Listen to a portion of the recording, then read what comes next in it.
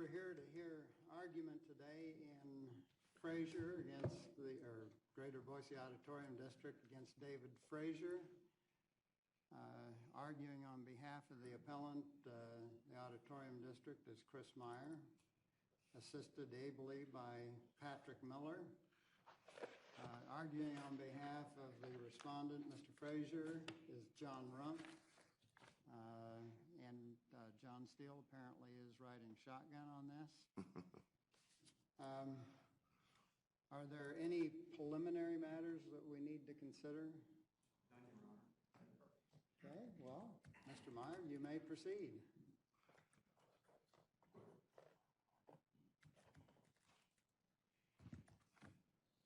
Mr. Chief Justice, members of the court, may it please the court, I'm Chris Meyer, Givens personally, here on behalf of the petitioner appellant Greater Boise Auditorium District, sometimes known as GBAD, or as it prefers, the district. With me at council table is Pat Miller, and in the courtroom in the first row is my long-suffering wife Karen, so described in open court by former Chief Justice Burdick, one of the last times I was here. The district seeks judicial confirmation of its proposed non-appropriation lease with the Capital City Development Corporation, CCDC, or the agency. We ask the court to reverse the district court's denial of that petition. This is a case of first impression. It presents a pure question of law applied to a non-ambiguous lease over which this court exercises free and independent review. The question presented is straightforward. Does a one-year lease with a walk-away provision allowing it to be annually renewed entirely at the option and discretion of the district, does that violate Article 8, Section 3? The district urges that the answer is no, and that this is evident from the plain words of the Constitution. The operative words are highlighted and underlining in the illustrative exhibit to my right, and it's really quite simple. To paraphrase, a local government may not commit to either debt or liability that cannot be paid with funds available in that year without supermajority voter approval. And this court has said on more than one occasion, beginning back in 1896, just 6 years after the adoption of the Constitution, that what this means in essence is that local governments need to operate on a cash basis. The center lease meets that test. Now let me be very direct.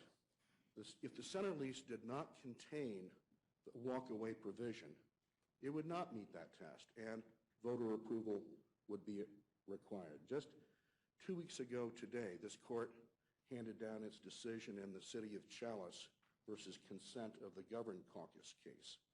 That case confirmed that the ordinary and necessary exception to this constitutional provision is very narrow indeed. And plainly, the expansion of auditorium district facilities is not an ordinary and necessary expense within the meaning of the Constitution, and the district has never suggested otherwise.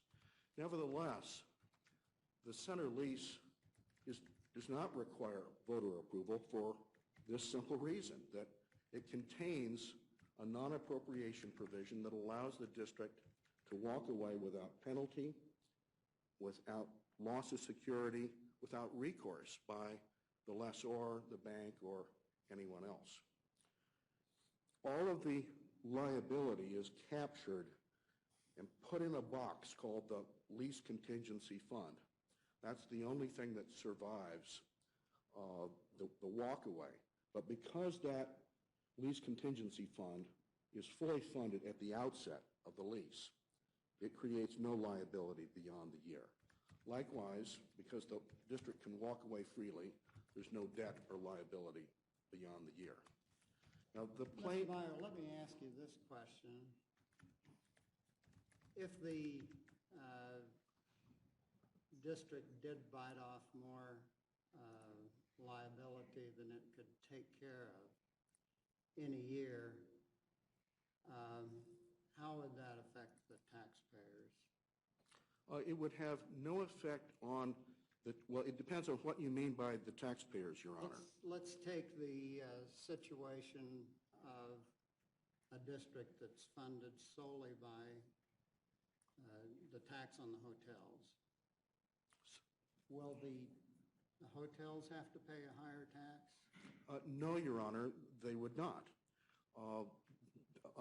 And who knows what cause of action that might give rise to, but it would not be a cause of action under Article 8, Section 3. What ability do the hotels have to influence the outcome of this proceeding? Are they a party to it? Your Honor, they could be a party to it, but they have not sought to intervene. So what ability do the hotels have generally as to whether they will be required to pay a tax or whether they will be required to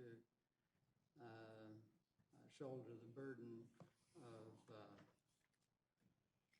any default that the district may have? All of the decisions are made in open meetings subject to the Open Meeting Act, so they have the same ability to make argument and present their position as any other taxpayer has. And certainly in any judicial confirmation, they may file an opposition and appeal from any decision that is held. But I don't see them listed in the judicial confirmation statute as having any say-so other than maybe they're a property owner or a taxpayer. I don't know that they do, other than being, as you say, Your Honor, a property owner or a taxpayer. I've had some passing interest in this statute, and it always kind of struck me of a situation maybe of when we're talking about hotel-funded districts, of taxation without representation or ability to influence the proceedings. Well, Your Honor, that's a very interesting proposition. I'm not aware that that question is presented in this litigation. Do you think that it may be? I'm sorry for asking the court a question. I doubt it would be. I mean, we're stuck, we're focusing on the question presented, I guess. Well, a larger question, but not that question.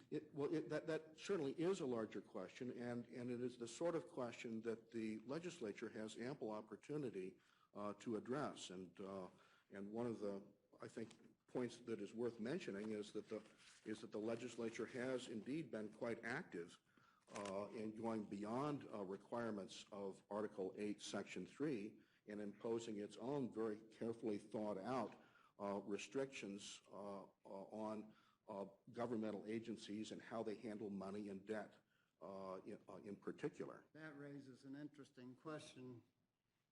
In your brief, you cited Section 674922A, which appears to be the legislature's opinion that an auditorium district can enter into a lease for 30 years and then take over the property, which may or may not be constitutional. I'm wondering, if we affirm, do we, by implication, overrule that statute as being unconstitutional? Your Honor, I view that statute, 67-4922 capital A, as imposing an additional limitation beyond Article 8, Section 3. In other words, the district takes the position that it is still necessary to comply with both the Constitution and the statute. The Constitution, in my view, necessitates a non-appropriation provision for any commitment beyond 1 year that cannot be paid with funds that are available in the first year. I agree with you, Your Honor, that this statute does not contain that limitation, but it imposes yet another limitation, which is a 30-year limitation. In our case, the number of years of possible renewal are 25, so the center lease complies with that statute. But if the center lease was a non-appropriation lease with potentially 35 years of renewal, I think it would violate the statute, although not the Constitution. So I see the two as working together. If the auditorium district leases the property for 25 years, then the note will be paid off during that period of time? Your Honor, if I understand the question, what you mean is if the auditorium district renews for all 25 years. Stays and continues to lease it for 25 years. Yes, that would be correct, Your Honor. The auditorium district would then be able to acquire the facilities for a nominal payment. $10. And hence, we How is this different than an installment sale contract? I don't think it is different except for the walkaway provision. And that is the key, Your Honor. Right. And I know there are entities that are governmental entities that are doing installment sale contracts in the form of a lease with a walkaway provision. But in reality, are they ever going to walk away, for example, if they use that to build a city hall and they don't have any other city hall to go to? Are they going to just stay in the property and, in essence, be obligated financially to keep making the payments because they can't afford to move anywhere else? Your Honor, that remains to be seen. I think what the framers were concerned with was preserving the choice for the local governmental entity. But if the local governmental entity has no place else that can afford to move, it doesn't have much choice but to stay under that installment sale contract. Your Honor, there is at least one instance in which the local governmental entity has utilized the walkaway provision. That occurred in, I believe, the 1980s in Pocatello, where the governmental entity decided that it simply didn't choose to follow through. Well, there are other instances where the governmental entities have used the lease, long-term lease, to circumvent, in essence, put the governmental entity in a situation where then the voters have to approve the purchase because it's less expensive to purchase it than to lease it. Your Honor, I think it's important to go back and look at what was happening at the time the Constitution was enacted and to think about the concerns that the framers faced. And this court described those in the Bullen Bridge case. It described what was happening at that time. In just a moment, in the Bullen Bridge case, enacted just 6 years after the adoption of the Constitution, this court said, warned by a fearful experience, the makers of the Constitution were desirous of protecting the people from the cupidity and rapacity which past experience admonished them sometimes influenced those who had the management and control of state and county finances. Now, what was that fearful experience that the court spoke of? What it was speaking of was the fact that towns all over the state were entering into multi-year commitments, hoping for good times, good economic times to follow. They were essentially operating on a build it and they will come philosophy, and depressions came and booms went bust, and the people... Isn't the object of this build it and they will come, bring with conventions and things like that? Your Honor, it is, but there's a walkaway provision, and that, Your Honor, I suggest is what makes this different, and it's very... What the issue to me in this case is simply, can you enter into an installment sale contract, long-term installment sale contract to purchase real property with a walkaway provision, and is that sufficient under the Constitution or not, even though there's no likelihood that they'll ever walk away from it? Or is that... That is precisely the question, Your Honor, and I think what is important to emphasize is that at the time that the framers were concerned about this behavior, what was happening is that the locals, when things went bust, when they couldn't pay for the thing that they hoped was going to attract all of the development, they couldn't walk away. They were stuck with it. They could vote the bastards out who made the ill-conceived decision, but they were stuck with the obligation. The walk-away provision speaks precisely to what the framers' concern was. It speaks precisely, this is not an end run. This is compliance with what the framers were attempting to do. But if as a practical matter, they can't walk away because they can't then go find other facilities, then they're still stuck with it. And that seems to me the legal issue here is legal walk-away provision without where it's practically not going to happen. Does that matter? Your Honor, the evidence in this case, in fact, the only evidence in this case of economic compulsion, which seems to be the thrust of your argument, the only evidence of economic compulsion is that there is none. The only evidence in the case is that the rental rate that is being charged is below market value. What that means is that there is nothing on the table that the district is walking away from. Moreover, this is an auditorium district that is building a second auditorium. If it decided it couldn't afford it anymore, or for whatever reason decided that it had made a bad decision, it could go back and continue to operate the first auditorium. This is not a situation. A ruling here will apply to broader than just an auditorium district. Well, it depends, Your Honor, on the scope of your ruling. A city building a big city hall on a release deal, and they tear down the old city hall, and then if they can't, under a lease like this, where you lease it for so long and then you own it, which is really an installment sale contract,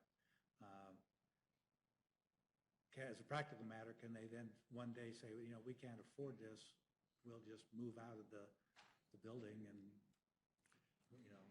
but they can't move somewhere else. I mean, that seems to, I'm not arguing one way or different on that. I'm just saying that seems to be the issue, is or not.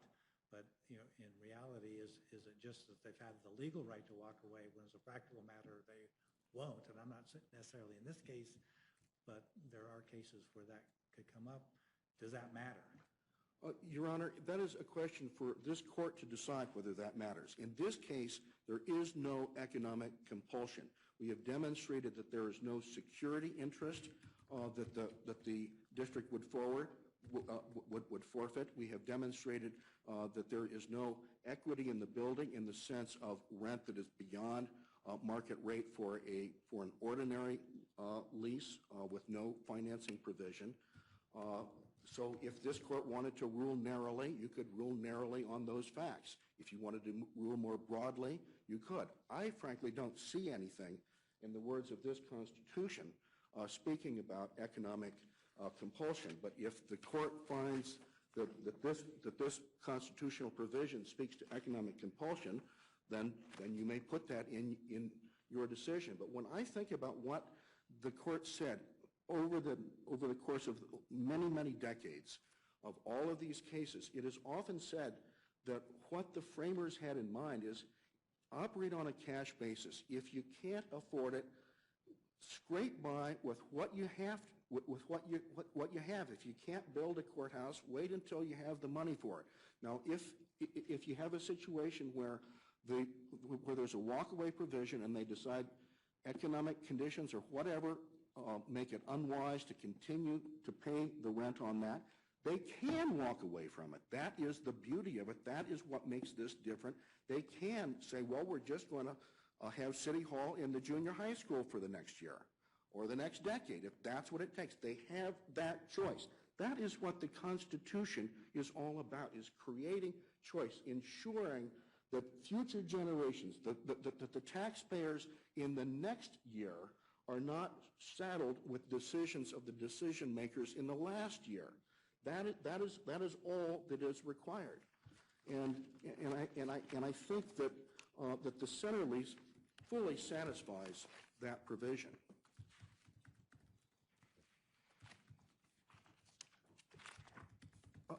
Your Honor, I see that my time is very nearly up. If I may just add that to the rebuttal time, unless there are other questions before I step down. I have about an hour and a half of other points that I'd like to cover, and I kind of hesitate to launch into them with 42 seconds remaining. Thank you, Mr. Meyer. Thank you very much. Probably wouldn't do any good for you to talk faster than we can hear. Mr. Rent?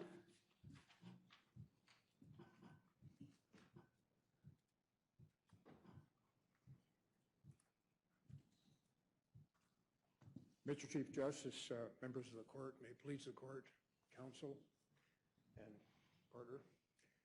I have presently today in the court our client, Mr. Fraizer, who is here. And I'll try to squeeze my several hours of preparation into 30 minutes as well. It's always difficult to slim down the briefs and try to get into oral argument. And let me come right to the point where counsel left off when the questions were being posed. It seems that the real issue here goes to the actual use to be made of the non-appropriation clause, the annualized transaction device. Counsel pointed out that the purpose of the framers in the Constitution was to limit the local government entities to a cash basis. I also suggest that goes to the use of that money. If they wanted to say cash basis, they could have put that in the Constitution. Instead, they spoke in terms of incurring a liability and indebtedness. That, I suggest, goes not only to using money on a cash basis, but the use of money itself. And in applying the device, if you will, of the non-appropriation lease, I suggest that it comes down to how it's used. The Constitution prohibits any indebtedness or liability in any manner or for any purpose exceeding that year. It makes no exceptions for real property or personal property. It applies to all indebtedness and all liabilities for all purposes incurred in any manner. Kind of like the tax law. Avoidance is legal, but evasion is not. Therefore, when considering the non-appropriation device, I believe one must look at the structure of the debt and its purpose to determine whether it's a sham or truly an annual deal set up in an ad seriatim matter. The amici for the Department of Transportation talked in terms of all the leases they've put out every year that have an amortized provision, but those are, I think, mostly are equipment leases. And equipment leases, as the court knows, provide for a consumable use. That is to say, the equipment is used up, it's amortized, and even though you have perhaps an option to buy it at the end for a nominal fee, what do you get? You get a broken down piece of equipment or at least it has very little value. Real property involves a different use of this provision. Real property, as the court I'm sure knows, generally intends to increase in value. So if you set up an amortized lease for real property, I say amortized, a non-appropriation style lease for real property, you're looking at a long-term investment, which is different than an consumable equipment use in an equipment lease. So if one could look at it that way, the distinction between a long-term investment on one hand, which would almost always be involved in a real estate transaction, as opposed to equipment leases, which have a consumable use effect. Is there any language in Article 8, Section 3 that draws a distinction between real property and personal property? Not at all. Is there any language in Article 8, Section 3 that would appear to take into, for example, let's use as a hypothetical, a long-term real estate contract that could be terminated by the buyer at any time? Is there any language in Article 8, Section 3 that would prohibit that? I believe it is the interpretation that the court must make as to the word long-term liability. What is the liability? You can terminate it at any time with that, you can an entity, a governmental entity, enter into a contract that goes beyond, that can go beyond 1 year, they have the right to extend it annually. Is that prohibited by Article 8, Section 3? I believe in the case of real property it is, for the reason that it goes not to the mere fact that you're paying annually, but also the use of the annual money. You're making it a long-term investment. It's a sham for a long-term contract. If the court wouldn't make this distinction, as I pointed out in my, just previous to this, I pointed out that the constitutional provision applies to all indebtedness, all liabilities, draws no distinction between real property or personal property. But it kind of, I guess, depends upon whether indebtedness or liability means a legal indebtedness or liability, or just some other, whether you could give some other meaning to it. And well, it goes to, I would suggest to the court, the concept also, as I say, of the purpose of the transaction, the use of the money. The purpose is, in fact, in this case, a long-term payment obligation to acquire real property, the value of which at the end is much greater than the nominal price paid for it. So it's an investment. It's a long-term investment. That's what it is. And I suggest... But does Article 8, Section 3 prohibit that? I mean, what language would prohibit it if the governmental entity had the right to end it at the end of each year? I believe there the court must look at the intent of the transaction. And what language in Article 8, Section 3 would say that? I think the liability, the aspect of liability in any shape or any manner, the liability that you would lose your investment is a form of liability I think the court can look at. That goes to the use of the money. If the founders had wanted to say, had wanted to ensconce in the Constitution cash only, they could have said it much more plainly. They talked in terms of a long-term, or they talked in terms of, I'll call it long-term liability. They limited it to 1 year. But they talked in terms of a long-term liability, which I believe includes the concept of using money in an investment that goes over 1 year. And if you cut it off and terminate it, you lose your investment. Well, Article 8, Section 3 does not prohibit incurring debt. I'm sorry? Does not prohibit incurring debt or liability. No. Only if you can't pay it off within 1 year. That is correct.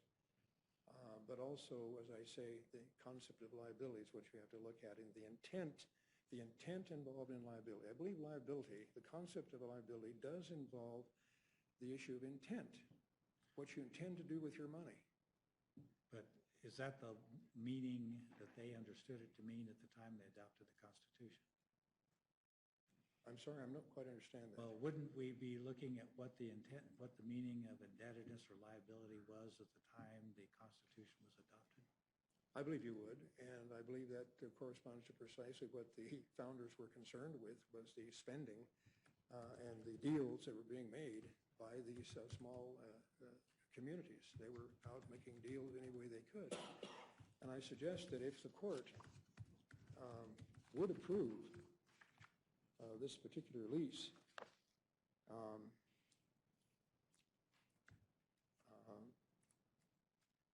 I believe you would find a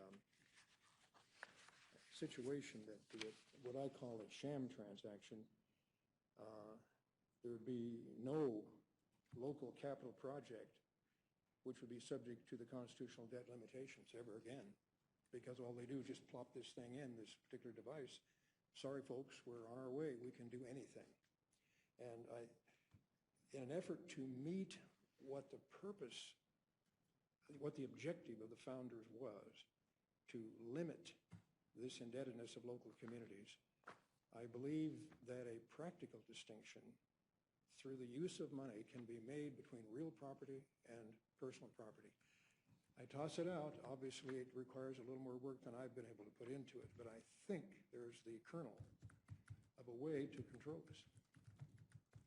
It seems to me that, the framers of the Constitution were not intent on just saying, well, we're going to limit any long-term liability for, just for the heck of it. Clearly. In fact, in Koch, we said Article 8, Section 3 was designed primarily to protect taxpayers and citizens of political subdivisions. If we say that the lease before us is acceptable under Article 8, Section 3, what will be the harm to the taxpayers? I believe the harm to the taxpayers generally would be setting this case as a precedent. In other words, it would be then, if it followed on and was followed by the court in other cases where you simply don't have a district such as this particular different kind of taxation and follows a precedent, I think the taxpayers would lose their right to be involved. But Mr. Fraizer's not going to be hurt either way, is he? He's a taxpayer. Right, and he he doesn't pay tax on this property. He's in the district. He lives in the district. In the district, but right. How much has he paid in tax under the hotel tax? I have no idea. Has he paid anything? I assume being whatever, if he has rented a room, I'm assuming he has indirectly paid a tax. Okay, and have you stated that he's rented a room in your papers? I believe we've said he is a member of he's a resident of the taxpaying district, and I'd have to look to see what else I said on that. Okay. But I would add, Are there any facts in the record that would indicate that the district would not, if it could not afford it in the future, would not just walk away from this transaction? he could not afford? Yeah, let's say that for some reason the district, for whatever it is, could, determined it could not afford to extend the lease for another year. Is there anything that would indicate that either one, that would happen, or two, that if that did happen, they would not just walk away? Well, the indication would be, to my mind, again, we go back to the very purpose of this transaction. The purpose of this transaction, which the respondents admit, is to purchase this particular piece of real property. Mm-hmm. They would lose the value, and the more they put into it, then they walk away, the greater the loss. This again goes to the intent and the purpose of the transaction, which I think is incorporated in the concept of liability here. Otherwise, as I say, I think truly you will open up, or there would be opened up, I don't say you do it, but there would be opened a Pandora's box in which all investments, all real estate investments would plunk this clause in. I'd like to explore that comment a bit. You basically say they would lose all of the lease payments they have paid in the past. But on a daily basis, governmental agencies, districts, et cetera, make bad deals. They buy a lawnmower that's no damn good, and they've lost that amount of money. So I don't understand. The issue is risk to future generations. And if that risk has been assumed by some bank or some third party, where is the constitutional infraction? I just see this as a risk analysis. The constitutional provision is to limit the risk to future generations. And if someone has said, we as a private entity will accept that risk in contract, remember, this is a contract, and we give plain meaning to every word in the contract, and it seems the risk has been assumed by someone else here.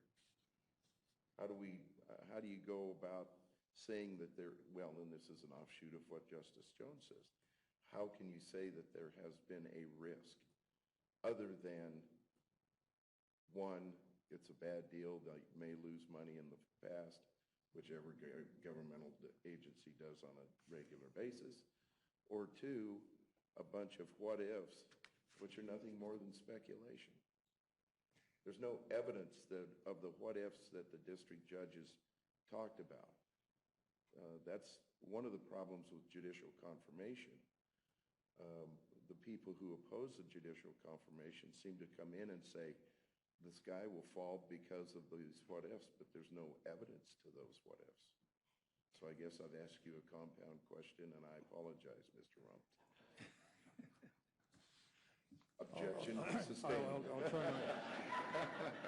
I'll try my best. Thank you, John. I'm sorry. I would say that one of the risks is, the one you pointed out to, of course, is the bad deal. In any bad deal, there's always a loss no matter what.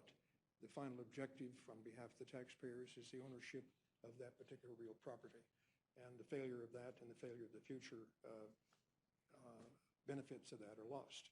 So anytime there's a default, there is, I think a loss.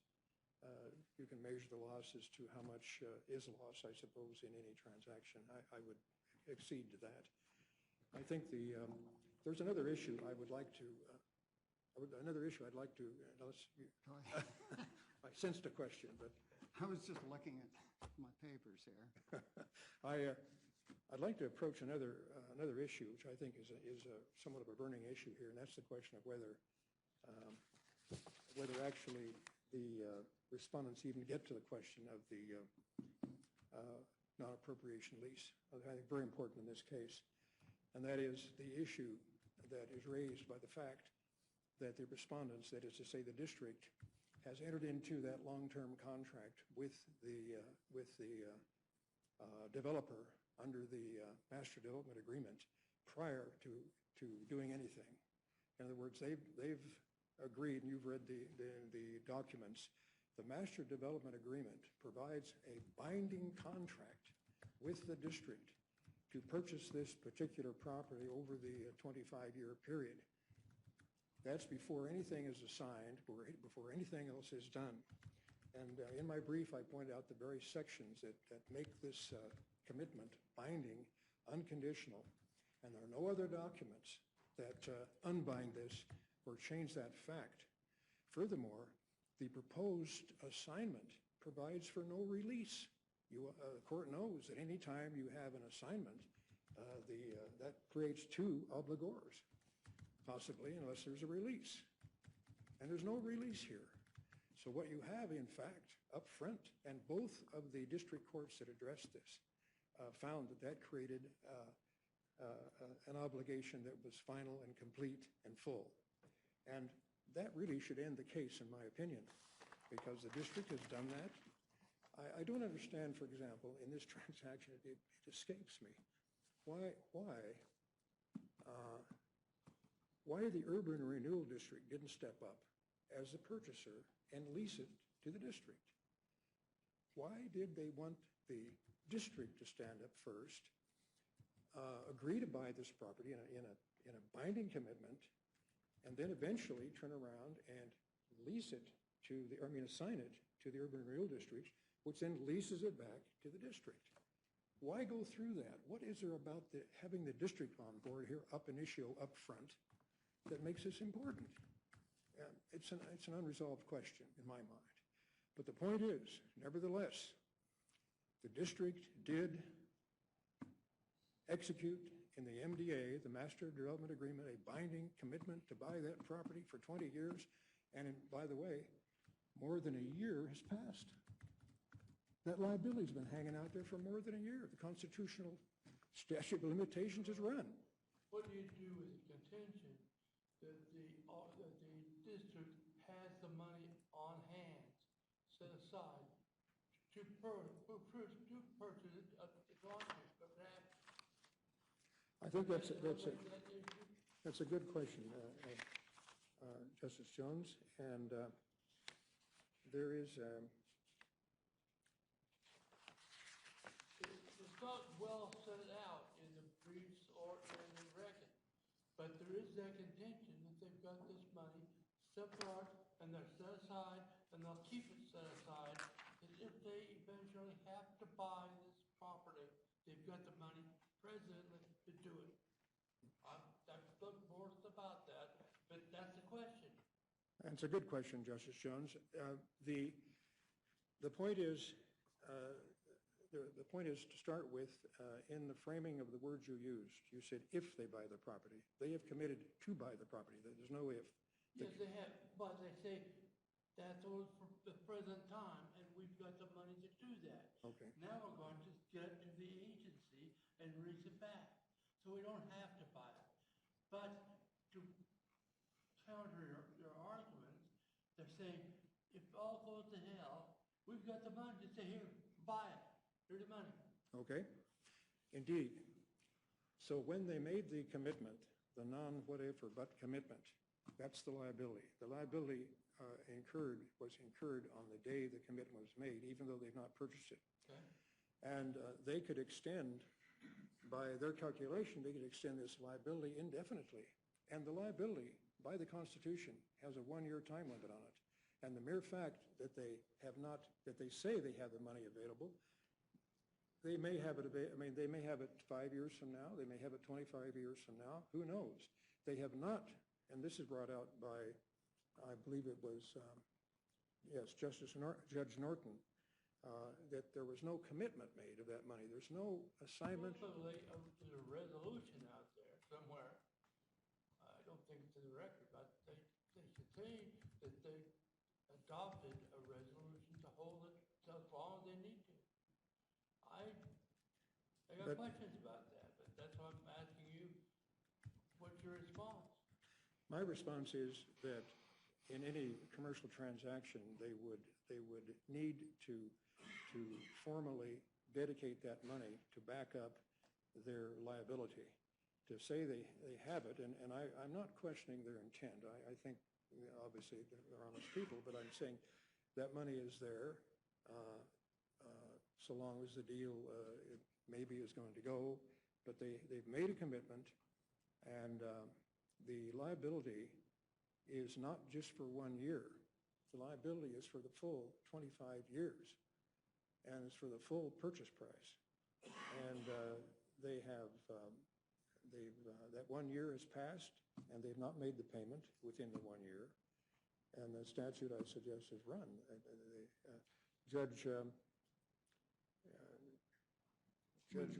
Judge Moody commented that at the end of her opinion, that the finding which Judge Norton adopted, she said the court concludes with these remarks because they are squarely in line with the language of Idaho's Constitution and the constitutional framer's intent.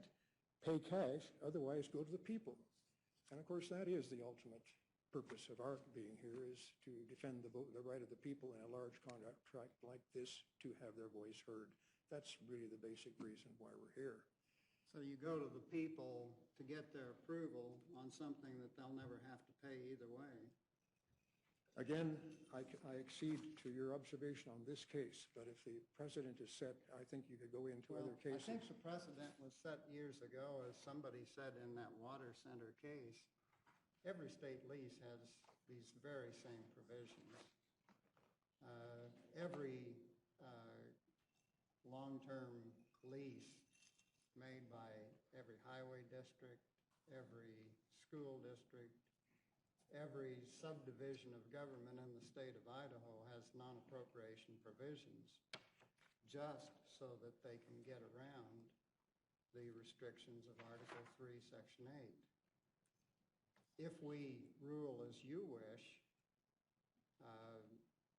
and it's not my contention, but it's the contention of all of the amici, is going to create havoc, and it probably will create a little havoc for the state, which is not subject to Article 8, Section 3, but there are other limitations on the state.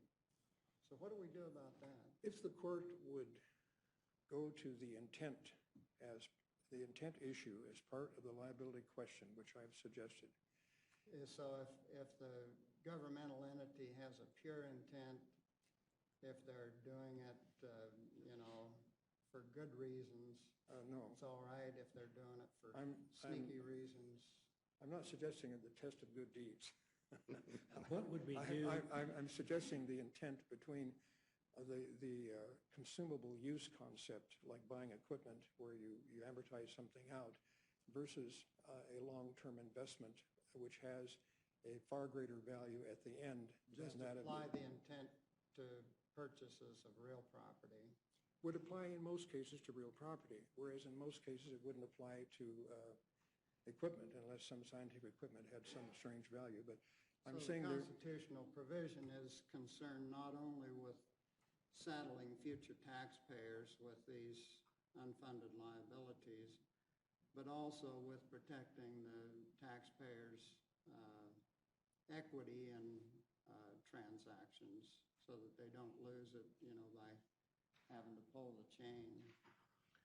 I couldn't state it better, because I think when you read, as we all have, the constitutional provisions and the discussions about the spending that was going on, it wasn't just we want to control them on their daily cash. It was, what the hell are these people doing with our money? And that really was what it was all about. So would the constitutional provision prevent a governmental entity from purchasing an option to acquire real property? They could purchase it with current funds, but it was a substantial option price, and then they were going to try to, in the future, try to get taxpayer approval to actually exercise that option. That would seem to me to comply. If they were able to negotiate an arm's length transaction to purchase an option to buy a piece of land in the future and go to the people to raise the money to do it, yeah, that would work. That would work if they can get by the people. That's always the issue, I think.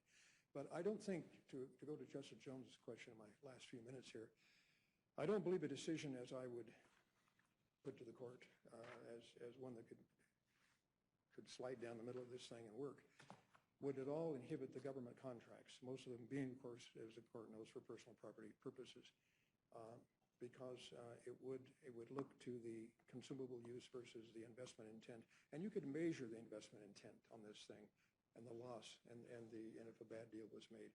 But you are here ultimately to protect the people and the taxpayer. That is really what they were talking about in the Constitution. So go ahead. But we have to look at the Constitution as to what the words of it meant at the time. And if this was not something they thought about or to protect against at the time, then we can't construe it to mean something other than what they said. I agree, and I think therefore when you look at the rather not, I guess I can use the word extreme, but the rather stringent links they went to in this wording of Section 3, obviously there was feeling and emotion and meaning behind that, and I think construing that, looking at that, you can construe these provisions. Otherwise, I think if the non-appropriation provision is given full rein in any contract, Katie bar the door, because that simply wipes out clearly, I'm enough of a lawyer, I can think of a lot of ways to use that to have anything done I want done. I could see it being used for some nefarious purpose, like funding a big, fancy, nice courthouse in which judges rule the arrangement unconstitutional. Is that happening though? Thank you, Your Honor. Thank you, Mr. Rumpf. Mr. Meyer? It was finally paid off.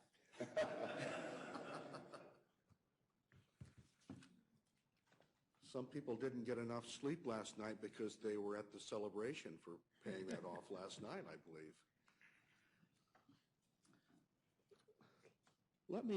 Can we rescind that arrangement? Which arrangement should we rescind, Your Honor? For the courthouse?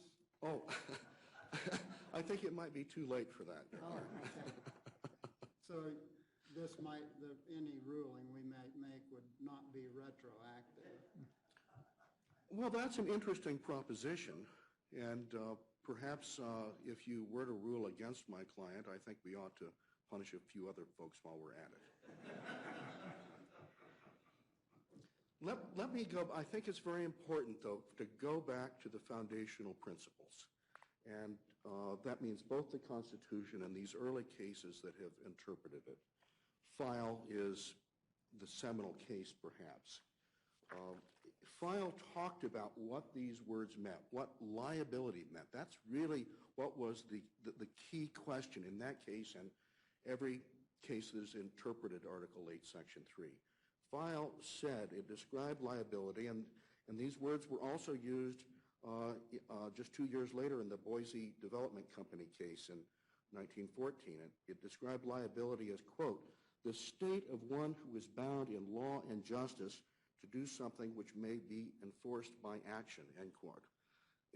I think that is a clear and broad definition of liability, much broader than any other state has adopted. And that's the reason that other states get wound around the axle trying to figure out what a true lease is and what a financing lease is.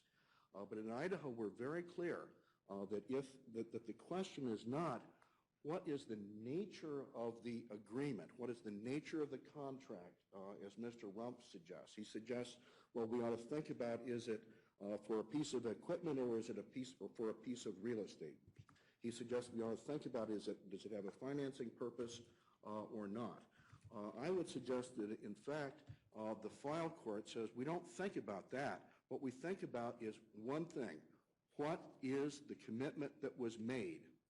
And are the funds available in this first year to fully meet that commitment? And if not, you darn well better get voter approval. Now, Mr. Rump fails to accurately describe what the documents are in this case. In the illustrative exhibit to my far left, it breaks down the various documents into two deals, deal number 1 and deal number 2. It's very important to understand when Mr. Rump talks about the Master Development Agreement, that's a deal 1 issue. The Master Development Agreement has been signed and executed, and it obligates the district to enter into the purchase and sale agreement for the center building, or that portion of the center building known as the center facilities. That is a done deal. That will happen, and the funds are available to fund that if this court denies judicial confirmation. That will go forward. The building will be completed. It will be bought. It will be paid for.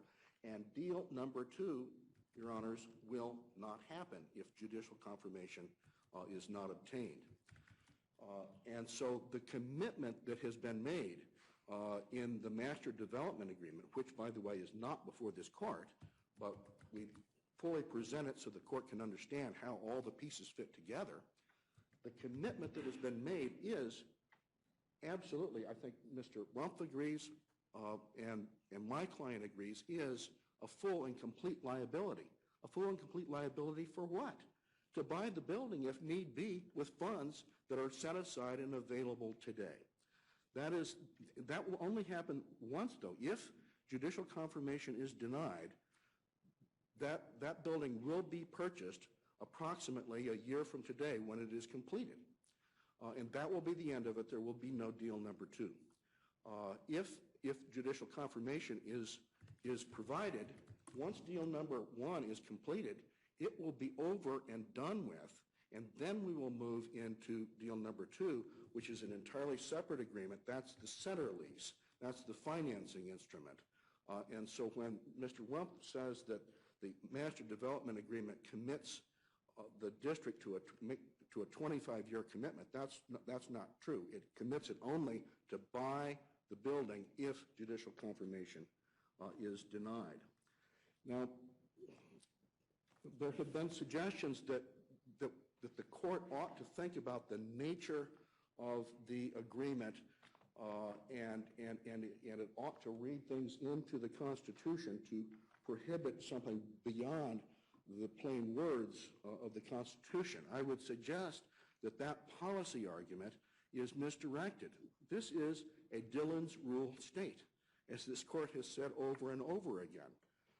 And so the answer is that local governments have only the powers that are granted to them expressly or clearly implied by the Constitution and the statutes. Our legislature has been very active in addressing the very kinds of concerns that Mr. Rump, on behalf of his client, has presented to this court. And And it has done so and will undoubtedly continue to address those concerns. So to the extent that there is a Pandora's box, as Mr. Fraizer has suggested, the legislature is fully capable of addressing those concerns.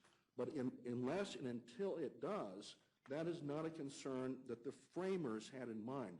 It's always important to go back and say, what were the framers concerned about? The framers were not concerned with solving every problem under the sun. The framers were concerned with solving a particular problem, which was that local taxpayers couldn't get out of obligations that had been made that ultimately proved to be economic disasters.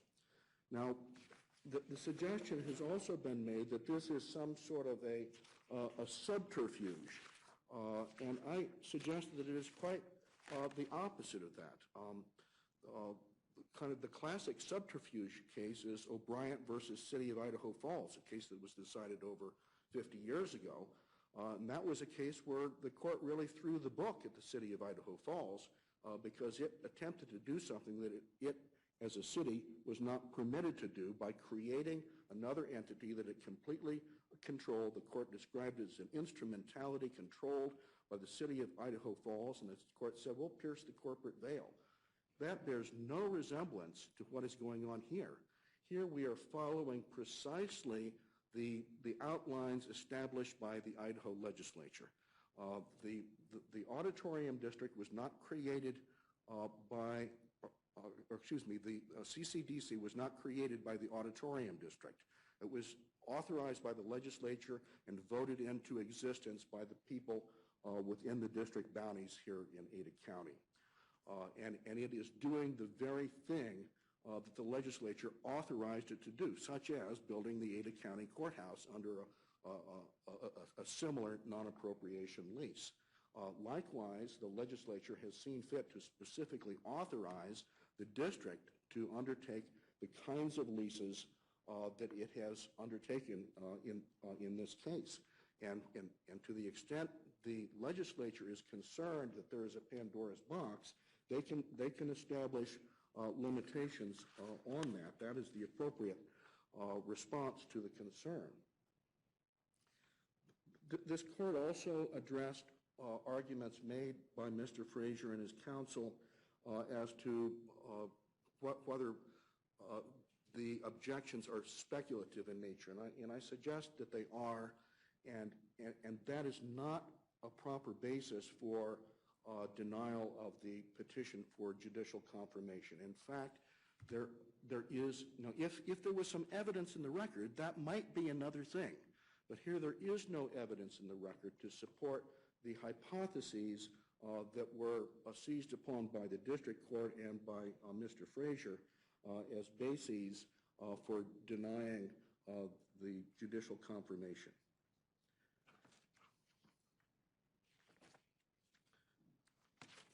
There is the final question of, is the money, what about the money that's on hand today? Will it be there later? I call the court's attention to the case of Marsing versus Jim Irrigation District.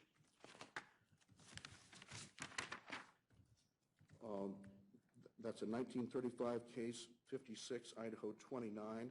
That case dealt with an analogous situation where at the time that the contract was entered into, everything was hunky-dory, but they later failed to do the things that they were supposed to do, which was to raise the money to pay off bonds in that case. Let me ask you this, Mr. Meyer, before you sit down. Is there any evidence or indication in the record that the money is not there to pay in cash if confirmation is not allowed? Absolutely, there is not any evidence in the record, and I will represent to the court that there is no basis for that suggestion. To the contrary, as we pointed out in our briefing, all of the financial materials are publicly available. They're on the web. The money is there. It is committed by resolution.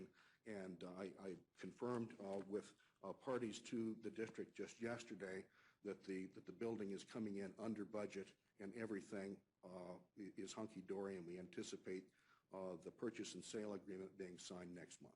Okay, thank you. Thank you, Your Honor.